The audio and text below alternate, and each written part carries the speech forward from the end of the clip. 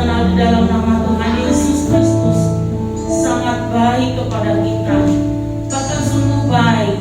Tak terukur kasih setia Tuhan, tak terukur kebaikan Tuhan, tak terhitung saudara dikasih oleh Tuhan. Kalau kita boleh ada di rumah Tuhan, semuanya oleh karena anugerah Tuhan. Katakan dengan sungguh di hadapan Tuhan dengan pengakuan kita yang dari dasar hati kita masing-masing. Bapa sungguh baik, Bapa Engkau baik, Bapa Engkau baik. Haleluya Yesus.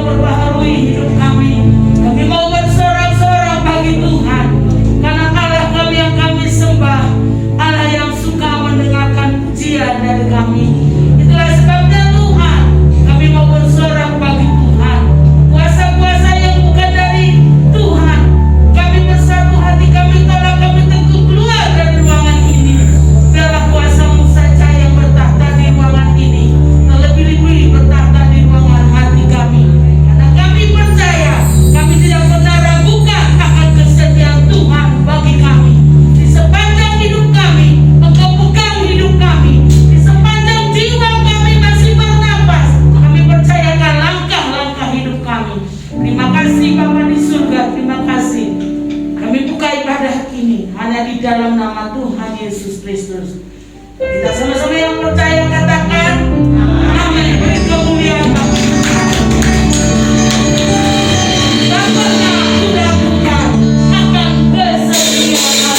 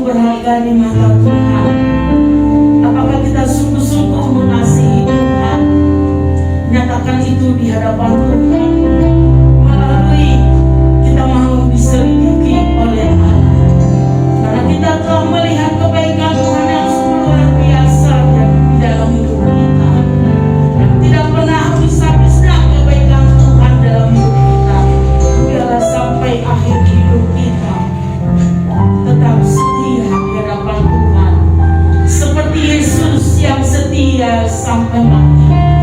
Dituduhkan pun apa bagi dirinya, dia tidak pernah meninggal, tetapi dia tetap setia di hadapan Tuhan dan mau diselidiki oleh Allah. Karena Allah kita Allah yang setia. Selidiki aku, selidiki aku, lihat hatiku, apakah ku sungguh mengasihi Yesus. Allah tahu dan menilai hidupku, ada yang bersembunyi selidiki aku, selidiki aku, lihat hatiku, apakah ku sungguh mengasihi Yesus.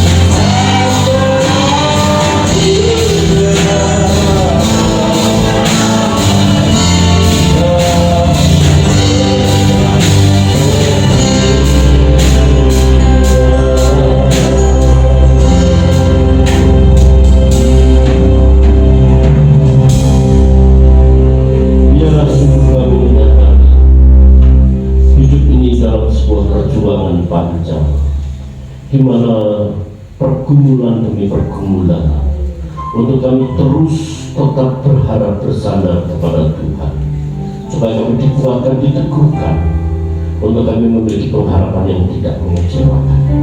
Terus selidiki hati kami Tuhan, untuk kami hidup berkenan, semakin berkenan kepada-Mu.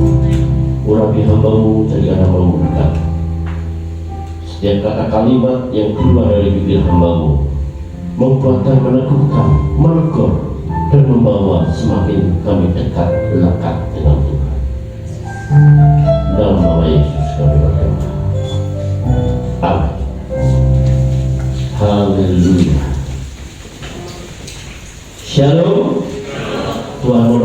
kita, saudara yang dikasihi Tuhan Yesus Kristus. Hari ini kita akan membaca bersama-sama di dalam Yohanes pasal 18.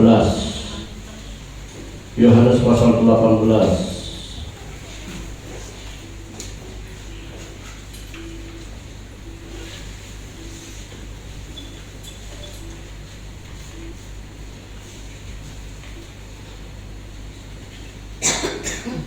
Ayat 28. Maka mereka membawa Yesus dari Kayafas ke gedung pengadilan.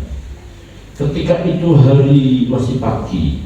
Mereka sendiri tidak masuk ke gedung pengadilan itu supaya jangan menajiskan diri, sebab mereka hendak makan Paskah. Sebab itu Pilatus keluar mendapatkan mereka dan berkata, apakah tuduhan kamu terhadap orang ini? Sebab mereka kepadanya, jikalau bukan seorang penjahat, kami tidak menyerahkannya kepadamu. Kata Pilatus kepada mereka, ambillah dan hakimilah dia menurut hukum Tauratmu. Kata orang-orang Yahudi itu, kami tidak diperbolehkan membunuh seseorang. Demikian hendaknya supaya genaplah firman Yesus yang dikatakan untuk menyatakan bagaimana caranya ia akan mati. Maka kembalilah Pilatus ke dalam gedung pengadilan, lalu memanggil Yesus dan bertanya kepadanya, engkau inikah raja orang Yahudi? Jawab Yesus, apakah yang engkau katakan hal itu dari hatimu sendiri? Atau adakah orang lain yang mengatakannya kepadamu tentang aku? Kata Pilatus, apakah aku orang Yahudi, bangsamu sendiri dan imam-imam kepala yang telah menyerahkan engkau kepadaku? Apakah yang telah engkau perbuat? Jawab Yesus, kerajaanku bukan dari dunia ini. Jika kerajaanku dari dunia ini, pasti hamba-hambaku telah melawan, supaya aku jangan diserahkan kepada orang Yahudi. Akan tetapi kerajaanku bukan dari sini. Jawab kata Pilatus kepadanya, jadi engkau adalah raja? Jawab Yesus, engkau mengatakan bahwa aku adalah raja. Untuk itulah aku lahir dan untuk itulah aku datang ke dalam dunia ini, supaya aku memberi kesaksian tentang kebenaran.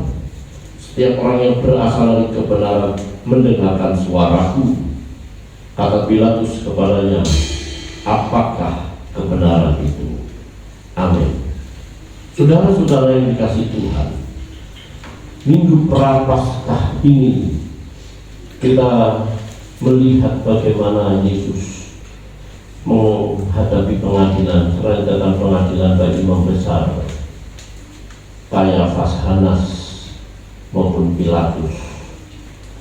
Pagi ini kita akan belajar tentang makna pengadilan Yesus di hadapan Pontius Pilatus. Saudara-saudara, dari bacaan yang kita baca tadi, kita lihat bahwa Pontius Pilatus, wali negeri yang bertanggung jawab di Yerusalem pada Kaisar Tiberius, bahwa Pontius Pilatus menjadi wali negeri pada tahun 26 sampai 33 Masehi. Ini satu peristiwa sejarah. Peristiwa sejarah bahwa Yesus sungguh-sungguh ada hadir dalam dunia ini dan mati di kayu salib. Jadi kalau ada orang yang mengatakan bahwa Yesus Kristus tidak disalib, berarti dia tidak mengakui sejarah dunia ini. Saudara-saudara, saya tidak perlu menceritakan kembali cerita ini, tapi yang jelas kita tahu bahwa Pontius Pilatus menghadapi satu problem yang sangat dilematis. Dalam satu pihak dia akan melepaskan Yesus, dalam satu pihak dia tahu bahwa Yesus adalah orang yang tidak bersalah. Yang pertama, hakimilah dia dengan Tauratmu. Yang kedua, aku tidak mendapati kesalahan padanya. Yang ketiga, aku akan melepaskan engkau pada hari raya Paskah ini. Tapi mereka minta Barabas. Saudara-saudara, dari sini kita tahu bahwa rencana Allah tetap terjadi, tergenapi, sekalipun ada orang yang berkuasa melepaskan. Pontius Pilatus bisa melepaskan, tetapi karena rencana Allah Yesus harus mati di kayu salib, apapun yang terjadi tergenapi akan kematian Yesus di kayu salib. Dan hal ini kita tahu bahwa iblis itu tidak maha tahu. Kalau iblis mengerti bahwa Yesus Kristus mati di kayu salib itu puncak karya keselamatan bagi manusia, dipastikan akan menghalangi sedemikian rupa, sehingga ia masuk dalam apa itu pikiran jahat pada Yudas. Maka masuklah pikiran jahat pada Yudas untuk menjual Yesus. Maka dalam renungan saya Kamis dan Jumat, saya mengupas habis tentang siapa Yudas itu. Saudara-saudara yang dikasih Tuhan, Allah telah menetapkan, Allah telah melawat manusia ini supaya manusia tebus dosanya dengan kematian di kayu salib. Sekalipun banyak hal yang menghalangi, termasuk di dalamnya Pilatus yang dengan kemampuannya, kekuasaannya pada waktu sebenarnya dia bisa, lebih bisa membebaskan, sehingga dia berkata kepada Yesus, apakah kamu tidak mengerti aku sanggup menyalibkan dan membebaskan engkau? Tapi Yesus berkata, kamu tidak punya kuasa apapun selain kuasa yang diberikan kepada Tuhan. Kalau kuasa yang diberikan kepada dari atas. Saudara-saudara, rencana besar untuk setiap anaknya itu nyata dalam hidup kita. Satu hal yang mesti harus kita percaya, bahwa Allah memiliki rencana dalam hidup kita, rencana yang baik. Tuhan tidak pernah merencanakan kita dalam malapetaka. Yeremia pasal 29 ayat 9-10 kita tahu bahwa Tuhan memiliki rencana-rencana yang indah, rencana-rencana yang mendatangkan damai sejahtera. Sebab Allah itu baik. Allah tidak perlu merencanakan perceraian dalam satu keluarga. Allah juga tidak pernah merencanakan akan kebobrokan, kemiskinan.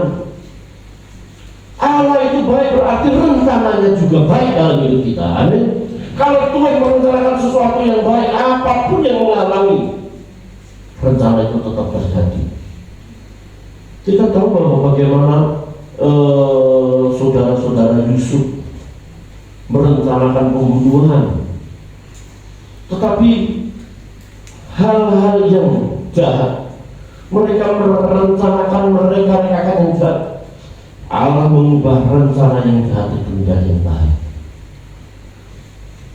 Alih-alih orang-orang yang sudah disogok untuk mengatakan Barabas, lepaskan Barabas, itu saudara, kejahatan orang-orang itu, iri, benci, dendam, itu membawa Yesus di kayu salib yang membuat kita diselamatkan. Jadi kalau saudara dan saya ada orang mau mencelakakan kita, ada orang menghina kita banyak menghadapi kesulitan, Rom 8 ayat 28 tetap berlaku dalam hidup kita. Paham? Segala sesuatu mendatangkan kebaikan bagi orang yang mengasihi dia. Jadi Allah itu betul-betul mendesain, membentuk kita. Apa kurang? Ayo, itu setia pada Tuhan. Kesetiaan, loyalitasnya, moralnya begitu tinggi. Dia sebagai imam dalam Ayub pasal 1. Kalau anak-anaknya habis pesta, Ayub membakar korban bakaran. Jangan-jangan anakku berbuat dosa. Apa kurang kesetiaan, ketulusan, kesungguhan Ayub? tetapi bertubi-tubi masalah. Tetapi setiap orang yang ada tekun di dalam Kristus, maka pada akhirnya dia akan diberkati seperti apa itu Ayub itu. Saudara, rencana Allah bagi kita bukan supaya kita kaya. Rencana Allah bukan supaya kita mendapatkan harta dunia, kekayaan dan jabatan. Kalau kita bisa meraih itu, raih. Sebab semuanya kemuliaan Tuhan. Tuhan juga mau kita miskin. Tuhan juga dia mau saudara terlantar. Tuhan juga tidak mau kita dalam keadaan terhimpit utang-utang yang membuat kita dikejar-kejar back kolektor. Tuhan tidak mau itu. Tetapi Tuhan ingin saudara kita dalam kehidupan ketaatan kepada Tuhan. Saudara-saudara yang dikasihi Tuhan Kristus, program Allah buat setiap anak-anaknya yaitu masuk dalam kerajaan Allah. Efesus pasal yang pertama ayat yang keempat dikatakan bahwa Allah telah mempersiapkan kita dalam Efesus 1:4 ya.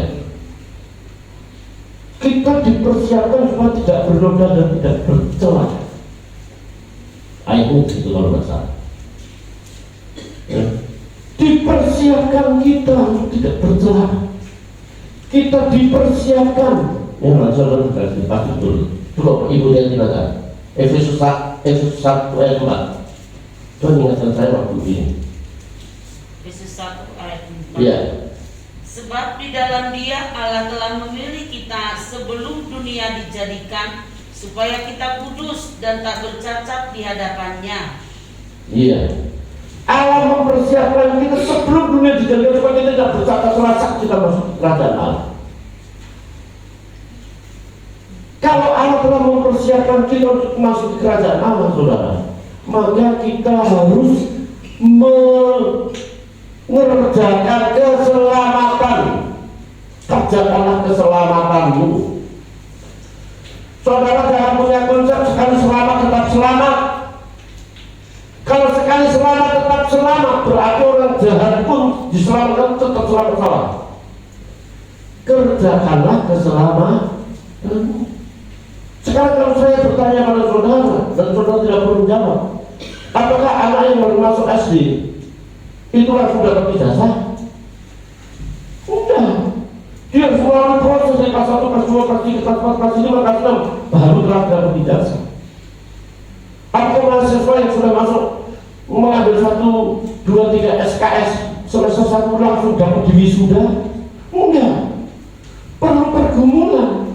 Ijazah itulah keselamatannya, hasil dari pergumulan. Jadi kalau saudara hadir pagi-pagi dan kebaktian, itu dalam rangka urusan pribadi dengan Allah, karena saya sudah diselamatkan Tuhan. Karena satu kelak saya dapat ijazah itu.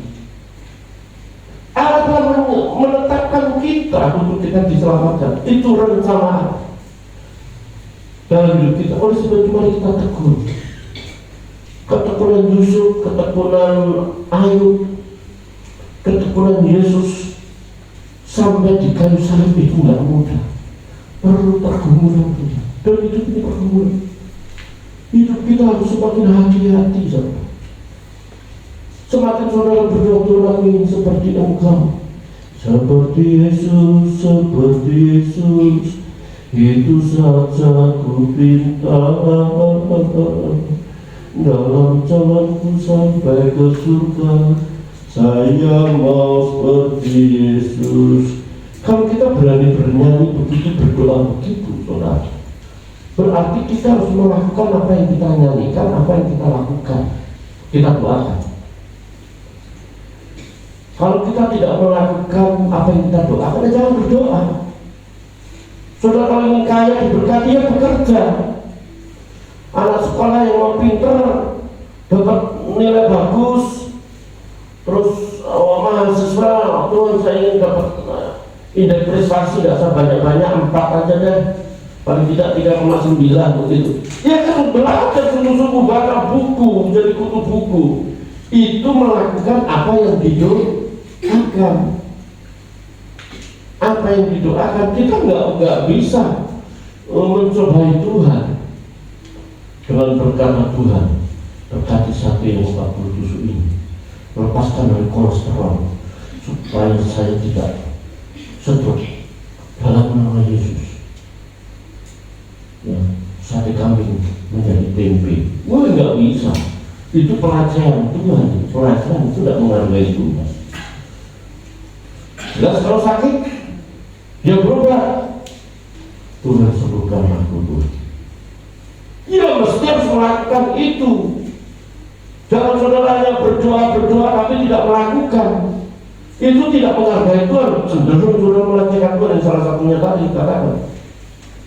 Oleh sebab itu saudara yang dikasih Tuhan, saya mengharapkan, saya baca jemaat, Allah telah merencanakan kita untuk kita diselamatkan. Mari kita terus tetap tekun dalam keselamatan ini. Yang kedua saudara, ada 3 kunci. Wah, saya lupa nanti ini ya, saudara. Ya. Ketika Pontius Pilatus berkata, apakah engkau raja? Yesus berkata demikian. Apakah yang dikatakan dari hatimu atau ada orang lain yang mengatakan tentang aku kepadamu? Mungkin imam-imam mengatakan itu ketika dia minta pertolongan serdadu Romawi 600 orang untuk menangkap Yesus di Taman Getsemani. Hanya orang yang karena isu dia sebagai raja lah, Pontius Pilatus memberikan pengawal-pengawal untuk menangkap Yesus di Taman Getsemani. Tetapi Yesus berkata, apakah itu pengakuan itu dari hati atau orang lain? Dari sini mengindikasikan saudara yang dikasih Tuhan bahwa Tuhan ingin sebuah pengakuan yang berasal dari hati, bukan orang lain. Sebab kekristenan merupakan pengalaman hidup bersama Tuhan. Kekristenan bukan sebatas agama yang artinya A tidak agama kacau. Kalau bahasa saya seperti kalau di bahasa Inggris, aku itu menuju satu tempat katanya. Tapi agama kekristenan bukan sebatas agama. Ada orang mengatakan agama Kristen bukan agama salah. Agama Kristen tetap ada. Tetapi agama Kristen bukan sebatas agama. Ini kalimat harus beda. Agama Kristen merupakan sebuah pengalaman hidup bersama Tuhan. Barang siapa mengaku dengan mulutnya dan percaya dalam hatinya Yesus Kristus adalah Tuhan, akan selamatkan. Turun pasal 10 ke 19.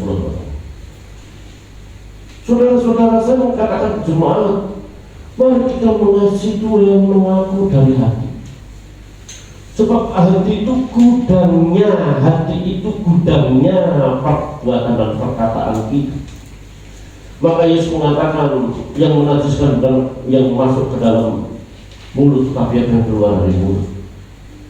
Yang masuk ke dalam mulut tidak menajiskan, mau bisa B2 lah, sampai B komplek, B12 itu salah. Tetapi yang menajiskan itu yang keluar, sumpah serapah, menyakitkan hati orang. Kita berdoa itu begini saudara, kalau saya berdoa Tuhan, berdirilah di bibirku agar aku tidak berdosa terhadap engkau, agar aku menjaga perkataanku Tuhan. Kata Tuhan, agar aku menjaga intonasi bicaraku. Nah, intonasi saja. Intonasi itu mempengaruhi. Saya manggil Pak Samuel, ya Pak, beda lagi. Itu kalimat itu, ini pendeta ini kok kurang ajar ya, ngomongnya kok kasar ya, intonasinya tinggi. Tapi Pak Samuel beda, malah beda. Intonasi itu juga mempengaruhi nada tinggi itu.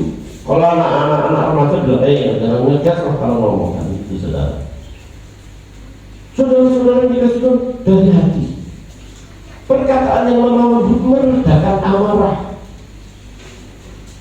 Kita harus melayani dari hati, suami melayani istri dengan hati, istri melayani suami dengan hati, orang tua melayani anak dengan hati, saudara kerja pun dengan hati. Kita melayani pekerjaan Tuhan di tempat ini juga dengan hati-hati, dengan hati. Sebab ini soal surga, saudara, soal mati hidup kita dalam kerajaan Allah nanti. Istri tidak mau datang, suami tidak mau datang, saya akan datang. Sebab hal ini adalah yang sangat sensitif, perkara-perkara surgawi yang nanti saya akan singgung, saudara. Melayani dengan hati. Pengakuan dari hati inilah yang dikehendaki Tuhan.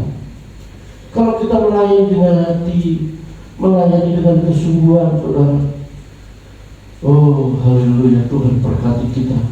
Satu kali kelak Tuhan akan memberikan mahkota kepada kita yang tulus dan sungguh-sungguh mengasihi, memberi, berkorban. Itu, oh saudara, jujur saudara, ini saya katakan, saya kalau berdoa itu punya grup. Bapak Mas bilang kasih orang-orangnya, kalau saya sebut seperti majlis. Kalau berdoa ke kantor berarti berdoa kepala sekolah, berdoa teman-teman, berdoa ke guru, gitu. Itu per grup. Berdoa keluarga besar, keluarga sendiri. Itu kita punya grup-grup. Jadi saya tidak lupa, ya, berdoa ke keluarga Babelan. Tapi ada satu doa saya doa. Ada grup orang-orang baik. Ada banyak orang-orang baik yang telah berlaku baik kepada saya, sudah korban. Dalam situasi sulit, saya berdoa, Tuhan berkati orang-orang yang baik seperti dia. Jangan biarkan dia kekurangan. Kalau dia kekurangan, berkati kepada dia, Tuhan. Saya berdoa dari hati. Orang-orang yang telah memperhatikan secara pribadi, orang-orang yang tahu, ya. Oh saudara-saudara, saya berdoa dari hati dengan sungguh-sungguh. Karena saya menangis, Tuhan berkati mereka, Tuhan, karena mereka bersyukur. Tuhan cukupi mereka. Melakukan sesuatu dalam hati, memperhatikan orang dengan kesungguhan, memberi dengan sukacita, memberi bukan supaya kita diberkati Tuhan. Kalau harus kita tinggalkan, saudara. Saudara mau memberi supaya diberkati, jangan memberi. Saudara berikan mengembalikan sepersepuluh supaya diberkati. Udah jangan memberi, jangan mengembalikan.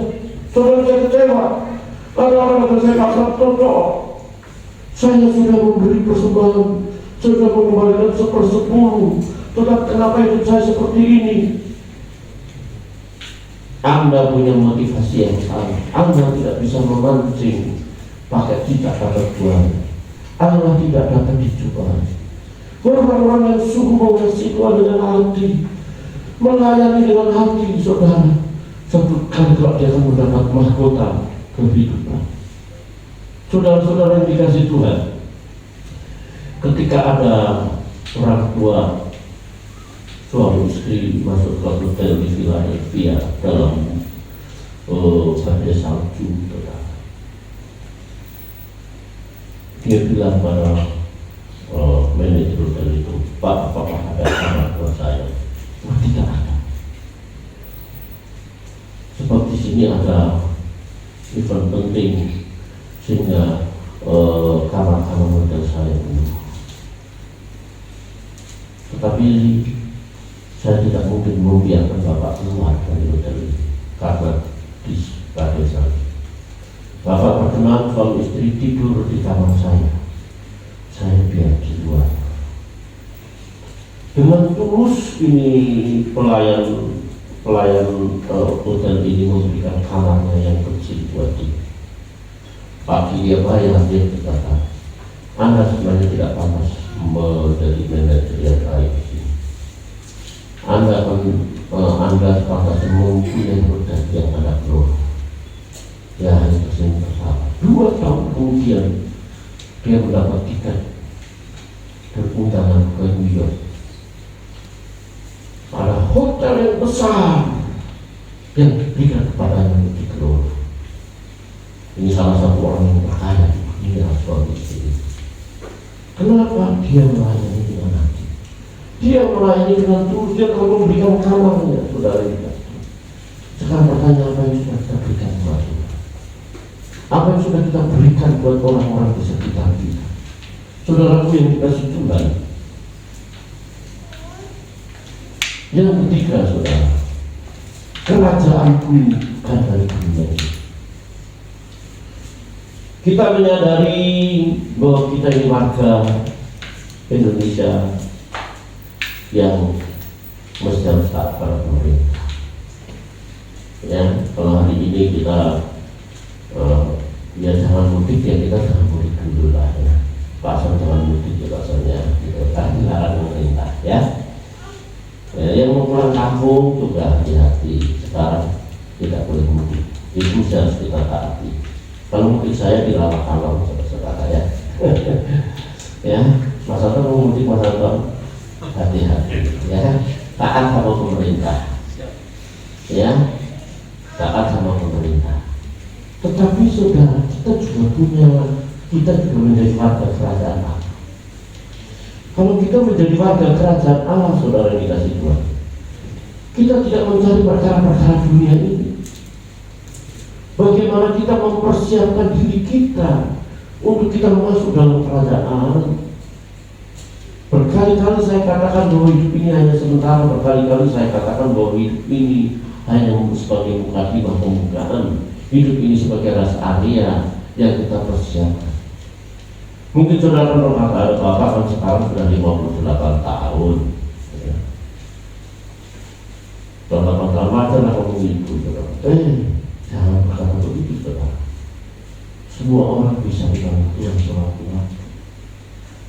Musibah bisa sewaktu-waktu terjadi. Kalau kita bisa berkata setiap pagi, Tuhan, terima kasih hari yang terakhir ini saya boleh hidup untuk kami boleh mengabdi kepada Tuhan. Kalau kita berani menganggap setiap hari Tuhan hari terakhir, kita tidak sembrono, kita tidak sembarang, tidak sembarang. Wah, Tuhan itu dahsyat. 1000 tahun bagaimana Tuhan? Tuhan balik. Itu apa artinya? Oh, kalau karakter yang itu semakin panjang berarti. Tapi salah satunya bahwa kita harus menyadari bahwa hari ini hari terakhir. Kita tidak usah berkata kayak nama Arab, aku ingin hidup 1000 tahun lagi. Maka perlunya kesungguhan, keseriusan tadi. Kerajaanku bukan dari dunia ini.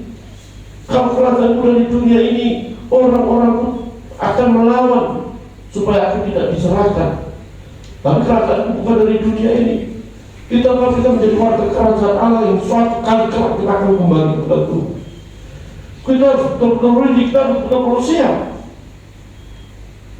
Kita harus betul-betul kudus hidup benar.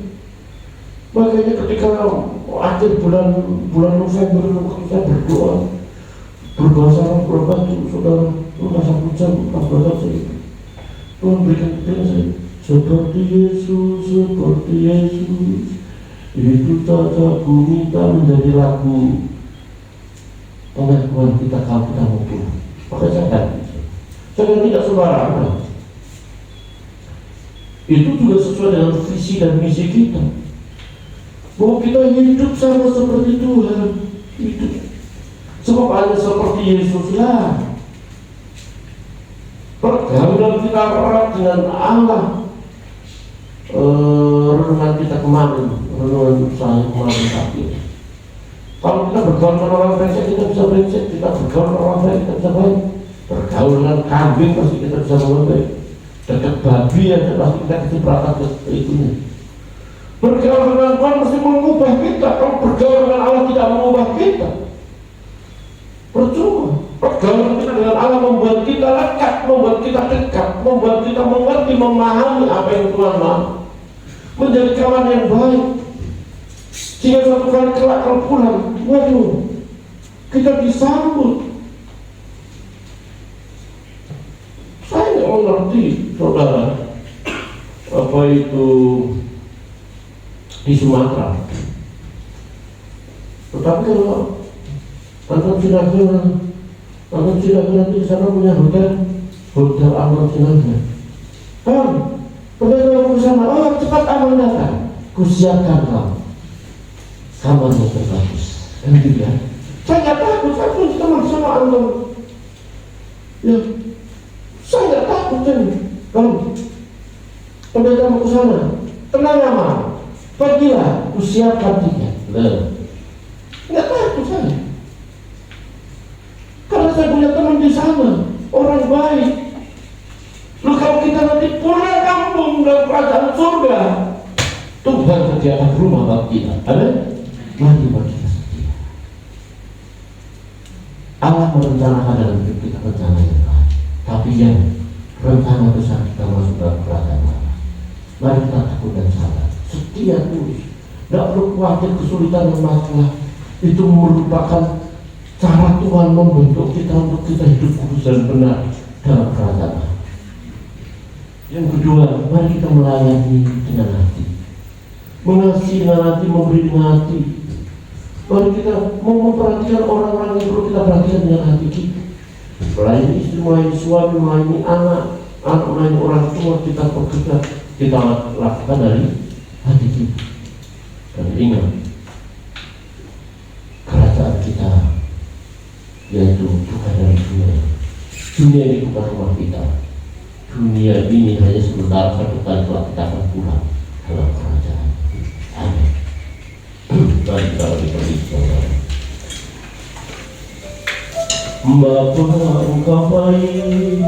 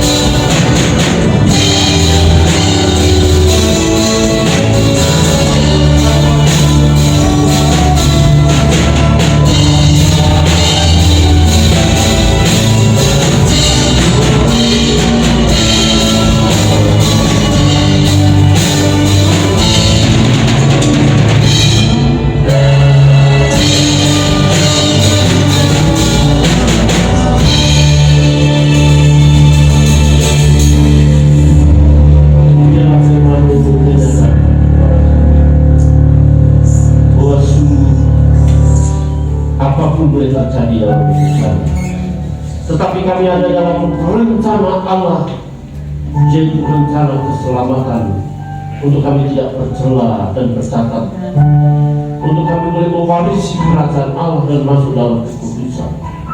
agar kami tekun, agar kami menyangkal diri, agar kami penuh dengan pergumulan untuk kami mematikan keinginan duniawi ini. Sebab sungguh kerajaan kami bukan dari dunia ini, tapi kerajaan kami adalah kerajaan Allah. Oleh sebab itu bila kami melakukan aktivitas, beribadah, melayani, berumah tangga dan melakukan segala sesuatu dari hati kami, hati yang tulus, hati yang sungguh-sungguh, hati yang seperti Yesus. Taruhlah hatimu dalam hatiku, taruhlah pikiranmu dalam pikiranku, agar kami seperti itu. Hamba mengatakan dan berdoakan jemaat Allah diberkati Tuhan dalam setiap perkara. Maka pencarian dan pekerjaan yang diberkati, roda ekonomi keluarga yang diberkati. Bapa, berkati mereka jemaatmu yang sakit, Tuhan akan memberikan kesehatan. Bapak Robinsius memberikan kesehatan yang semakin disempurnakan. Kami bersyukur email dan BHD datang. Ini boleh hadir untuk dia boleh sehat. Bapak, kami percaya Tuhan melawatnya dan kesehatan yang semakin disempurnakan. Bapak, terima kasih. Kami percaya Tuhan akan tolong jemaatmu yang sakit. Rafael juga Tuhan memberikan kesehatan yang semakin disempurnakan. Ibu Marta dan Tuhan tolong kesehatan semakin dinyatakan. Bapak, terima kasih. Kami percaya kami sudah diberkati pada pagi hari ini. Apapun yang kami kerjakan Tuhan akan tolong. Tuhan buat kami berhasil. Bapak, berkati negeri ini dengan keamanan dan ketentraman. Presiden kami Bapak Insinyur Joko Widodo memberikan hikmat untuk mengatur negeri ini sehingga keamanan dan ketentraman semakin membaik dan ekonomi semakin membaik, semuanya berdampak dalam hidup kami. Tuhan, terima kasih berkat lingkungan kami. Jadikan kami berkat keberadaan kami di tempat ini. Dan kalau sebentar para pengusaha mengadakan rapat untuk memberkati rapat kami. Terpujilah nama-Mu. Sebagai bukti ucapan syukur sebab akan memberi persembahan. Sementara yang berpulang dan memberi persembahan bagi-Mu. Berkati tangan angin memberi dan biarlah semakin hidupnya semakin melimpah. Dan biarlah dia menjadi berkata nama-Mu. Saudara akan mata hatimu dan pulanglah dengan berkat Tuhan yang damai